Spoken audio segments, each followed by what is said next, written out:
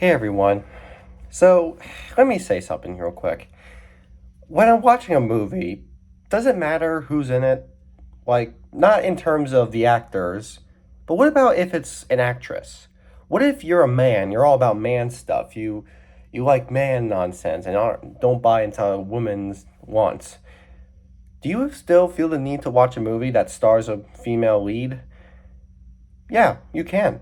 Okay? I'm not trying to be sexist or anything, but sometimes men just really want to see a movie that's just men based. But that's not a problem when you're watching a movie that stars a woman.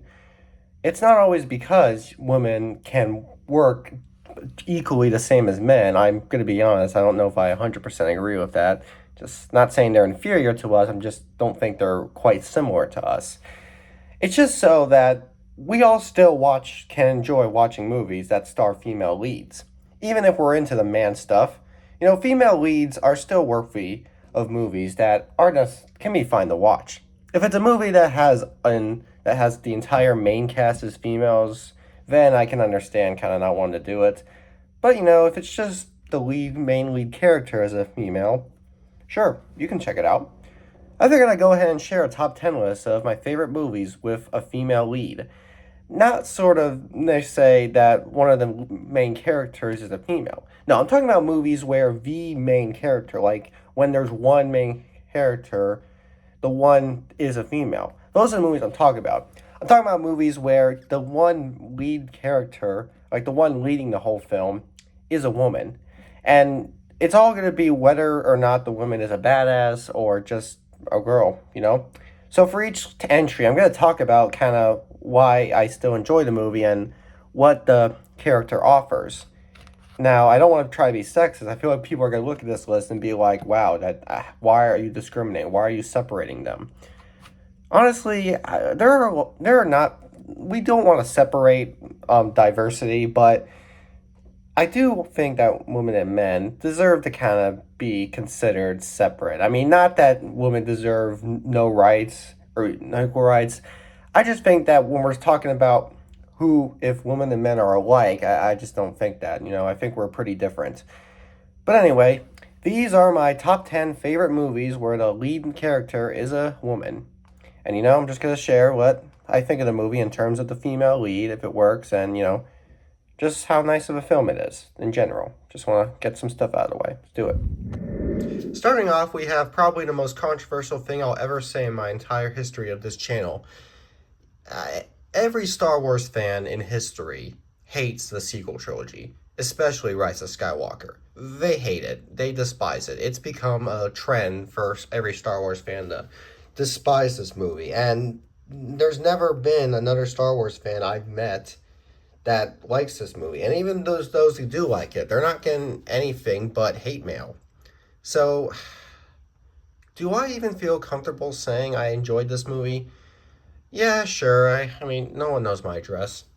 The Rise of Skywalker, I can understand sort of what people think about the movie and why they don't like what it went for. I mean, yeah, it definitely isn't the kind of thing that we wanted when we saw this trilogy was coming out. There definitely were a lot of things that this movie didn't do, and a lot of things that we feel weren't good for the plot. Me personally, I think what this movie accomplished, while it definitely didn't do a good job at being the best Star Wars movie, it definitely did a good job at ending it in a way. I mean, most people want to think Return of the Jedi ended Star Wars perfectly, and it did. But, it didn't end it to where sequels were totally 100% unnecessary. So, and even this movie, the way it ended, it didn't end in a way where another Star Wars movie would seem completely unneeded. It ended where, it could work either way. Either this is the conclusion to the saga, or gotta wait for whatever's to come next. But anyway, let's talk about the main character. One of the big things that people like to hate on with these movies, Rey. She has been called many things. Mary Sue, annoying, undeveloped. What do I think? Honestly, I just don't see what's wrong with her. I get it, yeah, she's not really a part of the Skywalker family, and yet she claims herself as one at the end. That's become a big thing to hate. She didn't go through as much training as we wanted to see from her, and we feel that when she was ready to fight, it just seemed she was just not untrained and yet managed to do everything perfectly. I honestly think that the movie did develop her in ways where I'm not able to see her as a woman who's just too perfect and does too much. I more see it as someone who doesn't want to take over it. Someone who knows that Luke Skywalker deserves this fortune. Who knows that this shouldn't be happening. Someone who knows that her being a new Jedi just doesn't work. And yet she still manages to continue doing it because she knows that she can't just run away from it even when she tries to. I have seen her struggle at times, and yes, they don't work into the advantage for other people, but I personally think that she's went through enough for me to not be bothered by it. I don't know, maybe my senses are just different from others, but I honestly never saw my big problem with these movies. I loved The Force Awakens, and I honestly do kind of love The Rise of Skywalker. I don't think it's as great as the original trilogy at all, and I will admit The Last Jedi wasn't really good, but honestly, movie Rise of Skywalker, I think it did pretty well. Okay, I know I'm gonna get hate mail, but look, I just think it did really well. Now here's a movie I want to talk about. Interestingly enough, I enjoyed Finding Dory about as much as I enjoyed Finding Nemo, which is bizarre. I mean, some people think Dory's presence seems too much for a standalone movie, and some think that this feels like a sequel that shouldn't happen. I honestly think that we got was fun, a lot of fun. I always found Dory as one of the more lovable Pixar characters. When you first see her, you think, "Oh God," or "I'm gonna have to put up with an annoyance for a while." But then when you see more of it, you not only find her to be actually really funny, but she does have some nice stuff to say.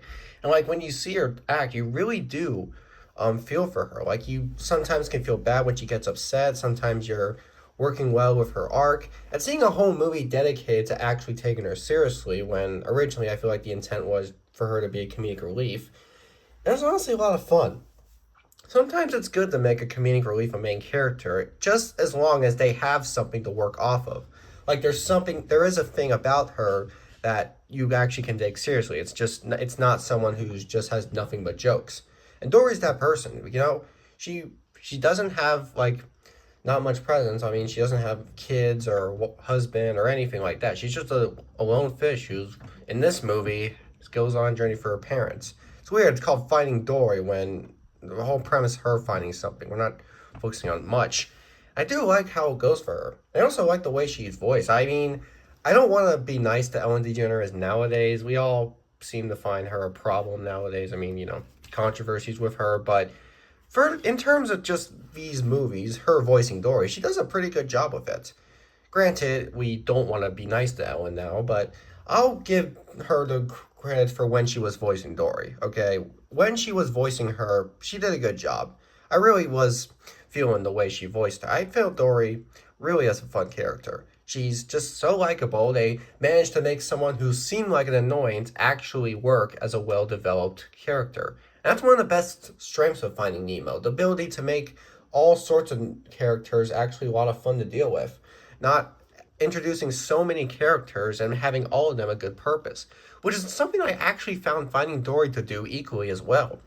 I honestly think that every character this movie introduced had a good arc. I think it was able to accomplish the same thing that Finding Nemo did, so I'm giving it the credit where it's due. It just really worked for me. This is probably the scariest horror movie I've ever experienced. A Quiet Place is a movie that I honestly was not expecting to enjoy. When I first heard about this movie and was about to go ahead and watch it, I was thinking before the movie started, I feel like this is something I'm actually going to not like because what fun is there of a movie where the idea is to stay quiet or else you get hunted? Like, that just seems like it's going to be forced and nothing to it really is going to be that fun. But then it started, and I realized this is fun. It's fun because the whole movie is literally a quiet place. Like, instead of it showing like how they need to be when they need to start being quiet, it begins with the situations already occurring. So like, there's like 3 lines in this movie, or four. I don't even know how many lines there are. There's not barely any talking in it. So the whole movie, you feel the suspense. I just love how much suspense this movie gave me. When I was watching it, I really was just sitting in my chair, just thinking, oh God, when is someone gonna happen? When is there gonna be noise? I'm just trying to get myself ready for when a jump scare is occurring. This movie really did nice with that. The main protagonist, you could argue, is just your horror stereotype, a girl who's always, monsters, I'm gonna do something stupid. And no, she actually isn't like that. I mean, true, she's not like a 100% badass, but she is actually well put together. This whole movie, she's not the person who makes the problems. Like, this movie shows that she isn't always doing stupid stuff. She's not screwing herself over. She's actually defending herself as well as helping defend the people around her. So, like, I really do like how this is one of the few horror movie protagonists that doesn't always do stupid stuff. It's only really his main presence always is something that you don't have to shake your head over. Like every time this woman does something, I'm not thinking to myself, God damn it, she's asking to die. It actually does he do make her someone that really could survive a situation like this. Now, did she survive? Well, they made it. She did make it to the end, so then their story continued in the sequel. But so, it's always good to see these female protagonists manage to actually be useful and not just make themselves like meat. Thelma and Louise. I've already talked about this movie before since I watched it this year. So, what else is there to say about it? Well, I can give credit where credit's due to the main two stars, that being, of course, Thelma and Louise. These two have some pretty fun chemistry. Like I mentioned before, the whole idea of the movie is them going on a road trip, and during the trip, they eventually get more and more into being thieves and dangerous, crucial people. And throughout the rest, as they continue their journey, they seem to start getting more and more into doing naughty stuff, being naughty, messy girls. I like the way that movie shows kind of the transformation. It shows that while you don't necessarily feel this when you go on road trips, like this isn't teaching you that you will get this feeling because you really shouldn't. It does show that these two have the kind of development to where in a situation like they just really are ready to do anything. Like this road trip is their way to enjoy doing all sorts of fun stuff. It's just fun seeing two girls just getting away with shit. Just love dating a badass once in a while. Either way, these two makes for some nice chemistry, and even though they don't get along 24/7, they do manage to enjoy doing bad stuff together eventually. And like I said before, the way this movie ends, I'm not gonna say what happens, but it is a really great ending. Honestly, some people may not see it as one, but me, I love the ending. So, yeah, let's just leave it at that. You know, Sometimes a character who's just too perfect isn't always a problem. And Mary Poppins is the example. This movie's main idea revolves around, Mary Poppins, who's essentially, of course, this movie's Disney princess in a live-action adventure. The movie, of course, follows her as a babysitter who is pretty much doing all sorts of stuff. Like she can fly an umbrella, she can transfer cartoon characters, she can pretty much just make anything she wants to do. Like that's really what the movie portrays. It portrays her as a girl who's able to accomplish whatever she wants. And some cases you would think a character who's doesn't do anything wrong and is just has nothing going on that's a problem for her will get annoying. But what makes Mary Poppins work so well is that she doesn't get annoying. Like with her no being able to do so much and managing to have nothing wrong with her, they actually did a good job making that character not something I can get annoyed by. Like when I look at her, I'm not like, God, get out of here. Just stop being so nice. She actually does say some good stuff and actually does keep her distance when she's acting like much. Like her perfectness doesn't kind of result in her essentially saying she's better than everybody else.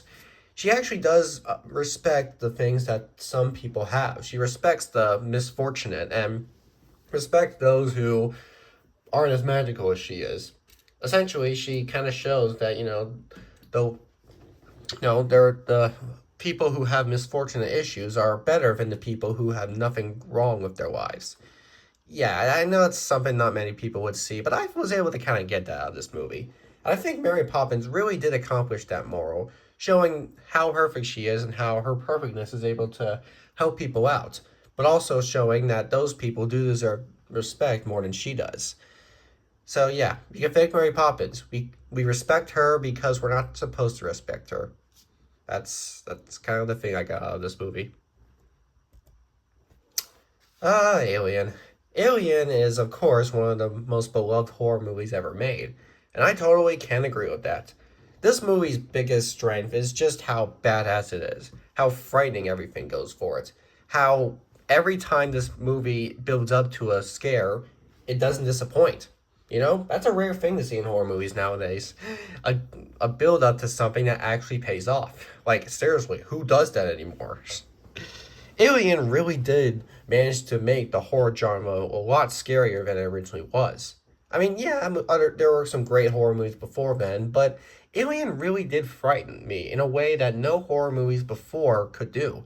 Yeah, not even Halloween managed to scare me as much as Alien did. Alien pushed the bar, I feel like. I feel like as scary as Halloween was and how revolutionary it was for making slasher movies more relevant, Alien is a lot scarier and feels a lot more chilling, honestly. Yeah, and I know there's also stuff like The Exorcist, which is, of course, also known for being spine chillingly scary.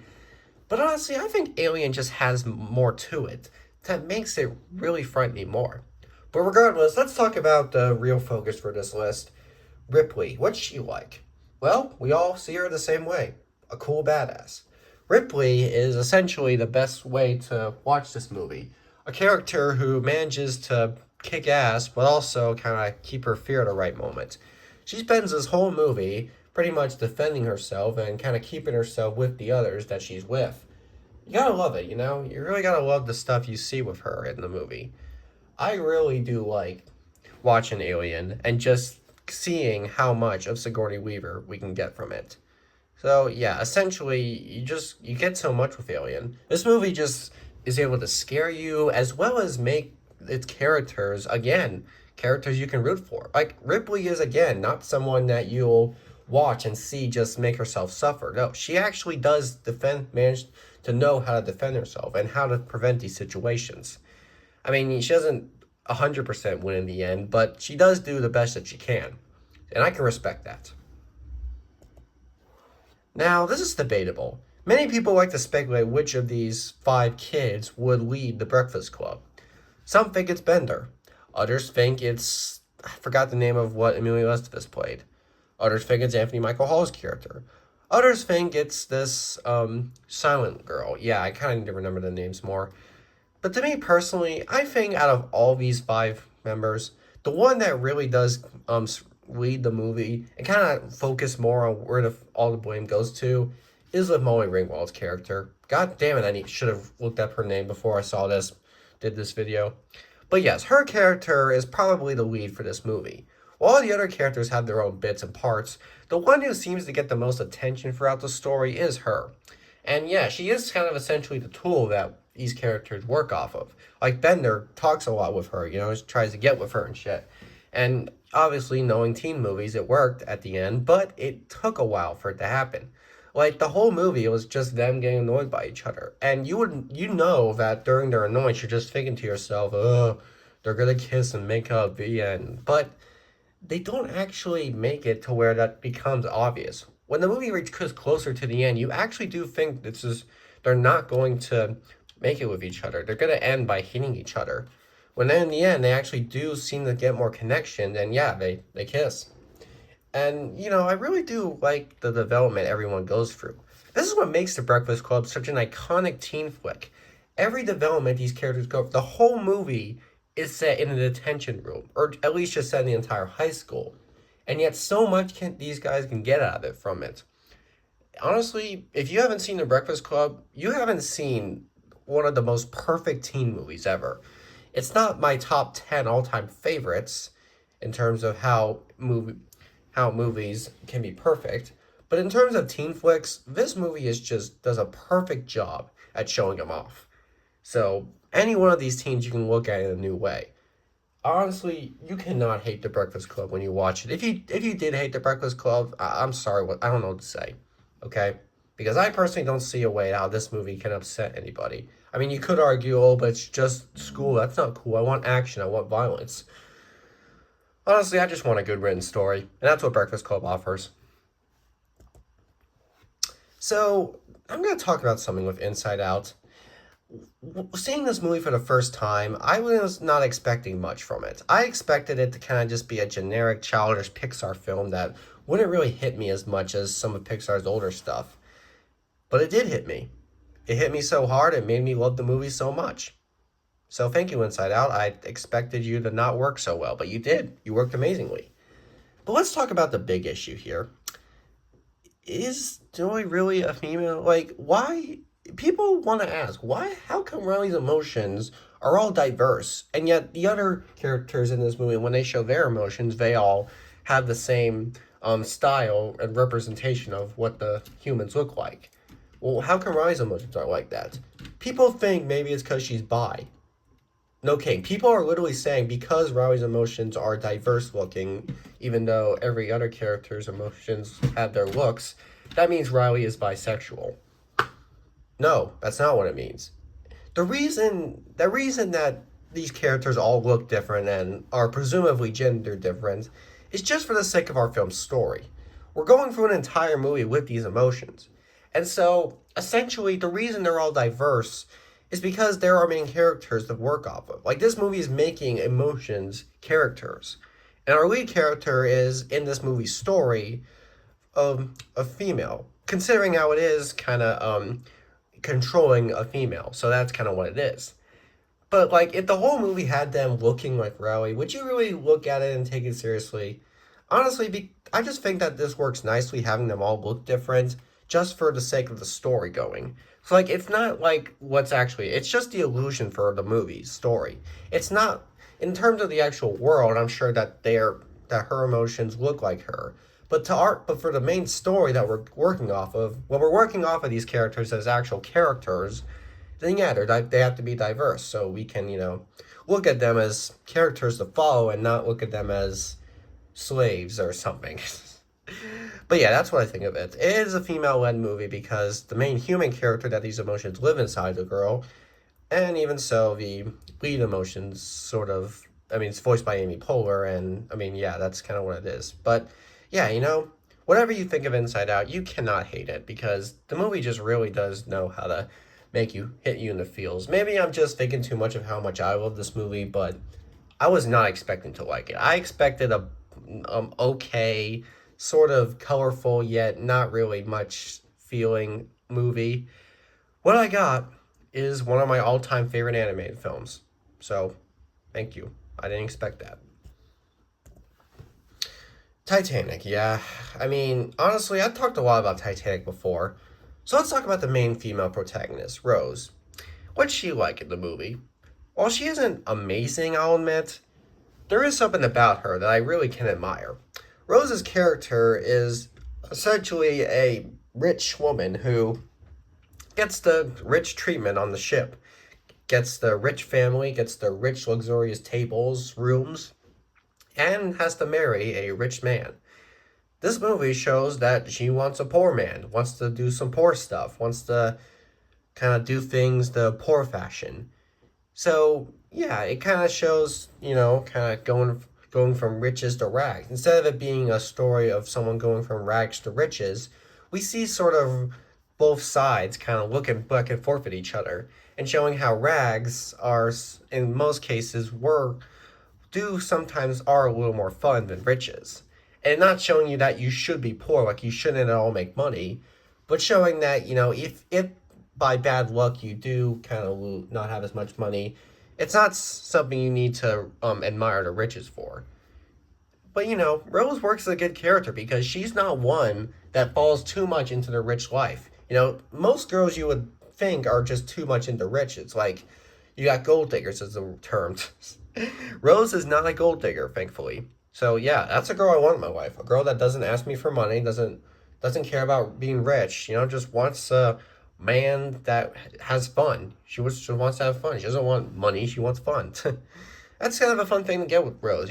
Someone who wants a good life, doesn't focus on it whether or not the life is rich, just whether or not the life is fun, so say.